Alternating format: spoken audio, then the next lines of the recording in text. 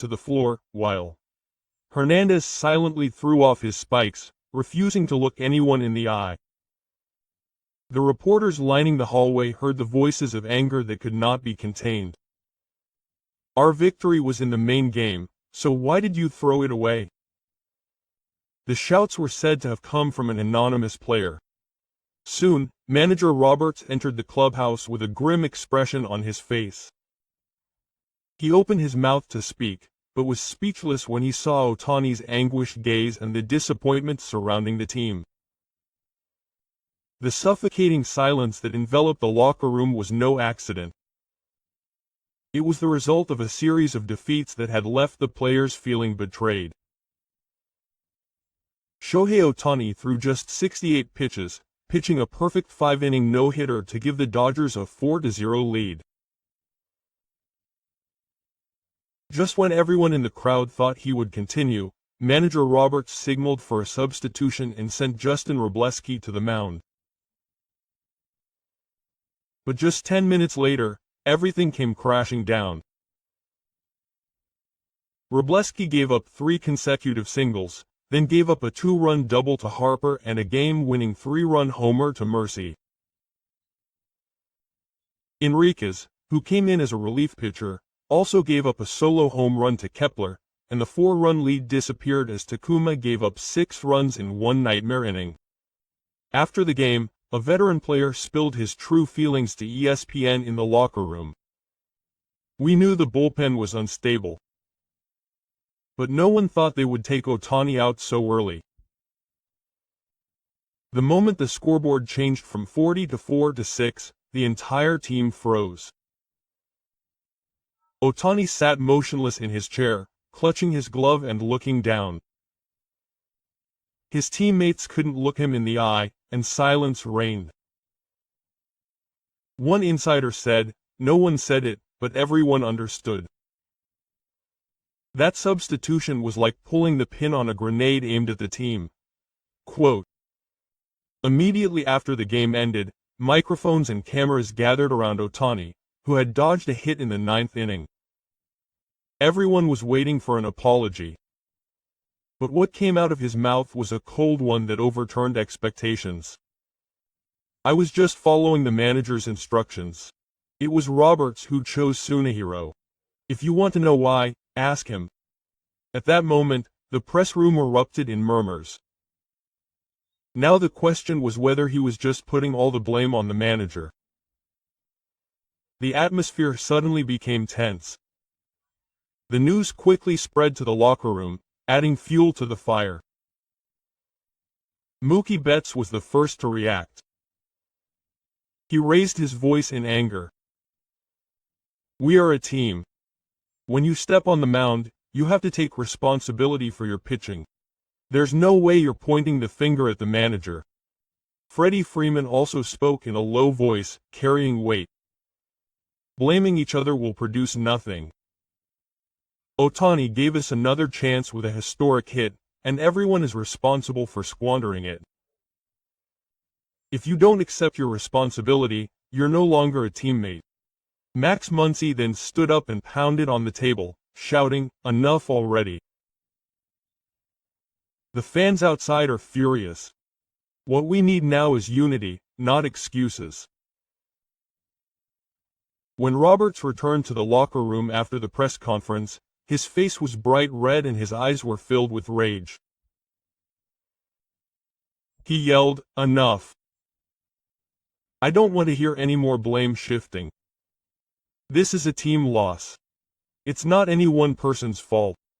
The room was silent for a few seconds. But the tension was broken by the dry laughter of Blake and Rye. He stood up, looked the manager in the eye, and spat, "Why did you take Ohtani out with a 4-0 lead?" The next pitcher gave up 5 hits in a row, making it 4-5 in just 10 minutes. The players froze, motionless. Some of them stood with their mouths open in disbelief, and Mookie Betts stood up, clutching his glove. But the trial didn't stop there, and he added more venom. Ohtani had pitched 5 perfect innings, and the reliever had given up 6 runs. I can't help but laugh. I'll have some water and take my mind off it. A murmur spread throughout the room. Freddie Freeman frowned and retorted in a low voice, "Blake, do you know what you're talking about? This is no joke. We're all responsible. If you don't read your own words, you're not a teammate." Then Max Muncy slammed his horn on the table, his voice blaring. "Stop it." Outside, the fans were raging. "What we need now aren't excuses. We need closure." As the tension in the locker room exploded, Roberts collapsed into his chair and put his head in his hands. He let out a long sigh and began to speak in a hoarse voice, as if venting the weight of the burden on his shoulders. "Do you really think I wanted to take Ohtani out? I didn't want to see him pitch a few more brilliant innings. But this isn't a game. This is a player's body, his career, and his future that needs to be protected." The manager's eyes slackened and reddened as he surveyed the silent room. Ohtani kept his head down, but his presence dominated the entire room. Pert continued, his voice trembling but firm. "The decision to take Ohtani out in the 5th inning was not my own decision, nor was it a unilateral order from the front office. It was the result of days of discussions involving General Manager Andy Friedman, executives, mentor Neil Ellertrosh, trainers, and Ohtani himself. We went through the numbers and the risks one by one. 68 was the limit for Ohtani in his first year back." The entire room fell silent at those words. Freeman hung his head, Betts let out a deep breath, and Muncy relaxed his clenched fist. They were finally beginning to understand the gravity behind what had seemed an unjust defeat. Ohtani looked up calmly and gave his manager a slight nod. There was no accusation in his gaze. Instead, it was one of sympathy and understanding. Roberts choked up as he concluded, "I know the pain tonight is too much for anyone to bear. But if I had to choose between winning a single game and saving Ohtani's career, I would choose Ohtani without hesitation. I don't care if I get yelled at by the crowd.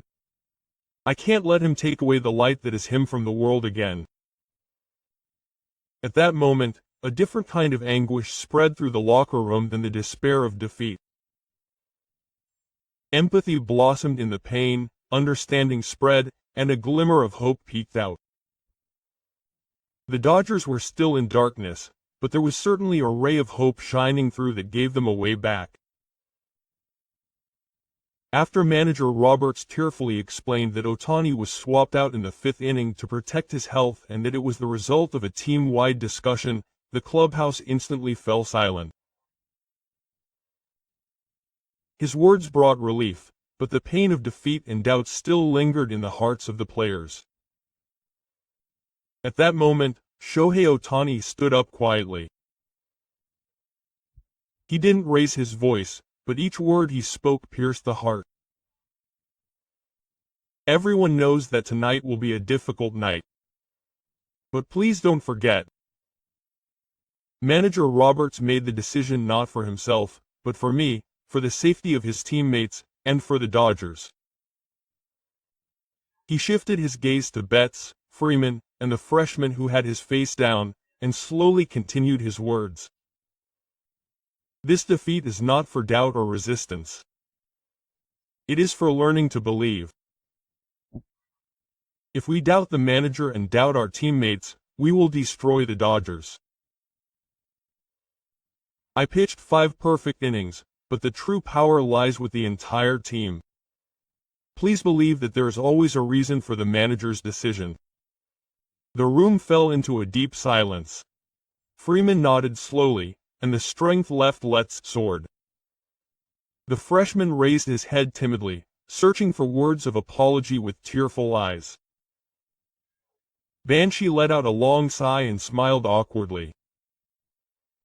And finally, Ohtani said powerfully, "We must not doubt. We must not rebel. If the Dodgers are to rise again, everyone needs to look in the same direction. That direction is to believe in manager Roberts."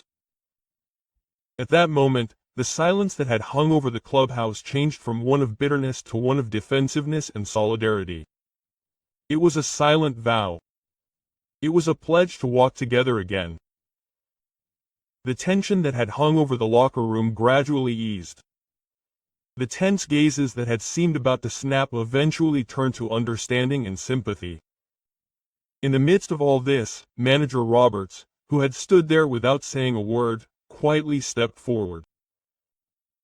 He looked at Ohtani, then turned his gaze to the entire team and began to speak in a determined voice. "The decisions I make, whether they are right or wrong, are all for the good of the team. I don't care if you blame me. But I will not allow you to suspect that my heart is not dedicated to the doers. And I will impose punishment in order to protect my standing. No one can put their personal smile above the team's."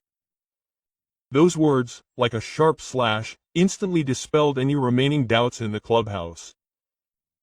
Roberts stopped talking there and looked Ohtani squarely in the eye. It was his calmness and sincerity that saved this room tonight. And the next moment, a scene that surprised everyone came to light. Roberts smirked. It wasn't a fake smile, but a rare, sincere one, like the morning sun shining through a storm. A reporter's photo of the moment captured through a crack in the door was quickly distributed. Roberts smiles at Ohtani.